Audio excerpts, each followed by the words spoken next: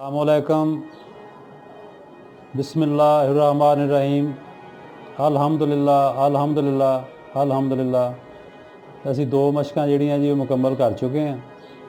ਹੁਣ ਅਸੀਂ ਤੀਸਰੀ ਮਸ਼ਕ ਜਿਹੜੀ ਹੈ ਨਾ ਜੀਮ ਅਲਫ ਜਾ ਉਹ ਅਸੀਂ ਸ਼ੁਰੂ ਕਰਾਂਗੇ ਅਤੇ ਅਲਹਮਦੁਲਿਲਾ ਰਿਸਪੌਂਸ ਕਾਫੀ ਆ ਰਿਹਾ ਵਾ ਅਤੇ ਕੋਸ਼ਿਸ਼ ਕਰੀਦੀ ਹੈ ਕਿ ਇਹਨੂੰ ਅੱਛੇ ਤਰੀਕੇ ਨਾਲ ਨਾ ਸਮਝਾਇਆ ਜਾਵੇ ਅਤੇ ਉਮੀਦ ਕਰਨੇ ਹਾਂ ਕਿ ਤੁਸੀਂ ਵੀ ਇਹਨੂੰ ਅੱਛੇ ਤਰੀਕੇ ਨਾਲ ਸਮਝੋਗੇ ਅਤੇ ਔਰ ਇਹਦਾ ਜਿਹੜਾ ਨਾ ਅਸਰ ਹੋਏਗਾ, ਰਿਜ਼ਲਟ ਆਏਗਾ। ਅਤੇ ਉਮੀਦ ਹੈ ਵੀ ਦੁਆ ਕਰਿਓ, ਅਸੀਂ ਵੀ ਇਹਨੂੰ ਕਰਦੇ ਰਹੀਏ, ਤੁਸੀਂ ਇਹਨੂੰ ਸਮਝਦੇ ਰਹੋ।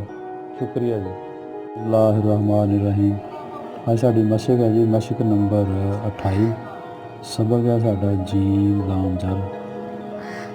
ਇਹ ਸਾਈਡ ਜਿਹਾ ਕੋਨੇ ਨਾਲ ਬਣੇਗਾ, ਉਹਨੂੰ ਤੁਸੀਂ ਜ਼ੁਕਾਮ ਆਏਗਾ ਥੋੜ੍ਹਾ ਜਿਹਾ, ਇੱਥੇ ਕਲਮ ਪੂਰੀ ਲੱਗੇਗੀ और जी मतलब जा की तरह बनेगा। सिर्फ यह डंडा थोड़ा छोटा रखा जाता है। इतों अस फिर इन्हें वापस आवांगे, लाम की शक्ल बनेगी।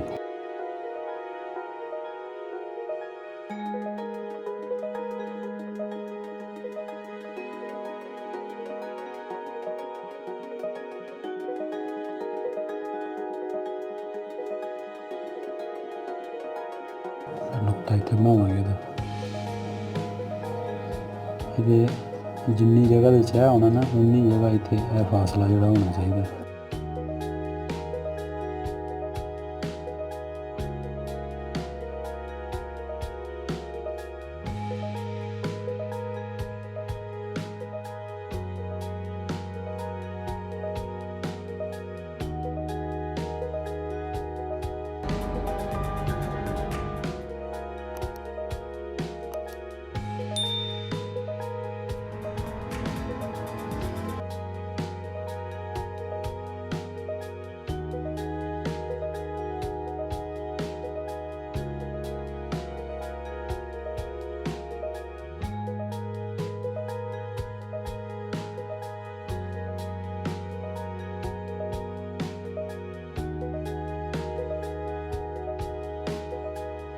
ऐसे जी साडा अज का सबक जीम लाम जल। ये नाल असी दो सबक लिखे हुए हैं, जम लिखेंगे नुकता वा, इन्हूं लैके अगे चलना होंदा।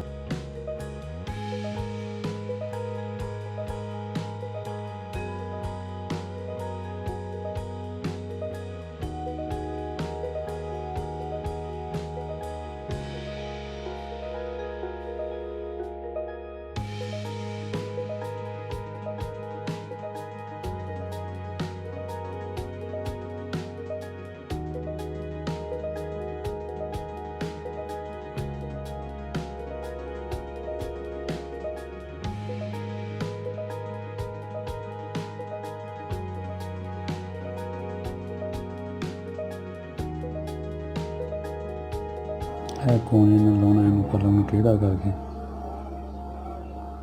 इसका नुकता इस लाइन से बनाऊंगा।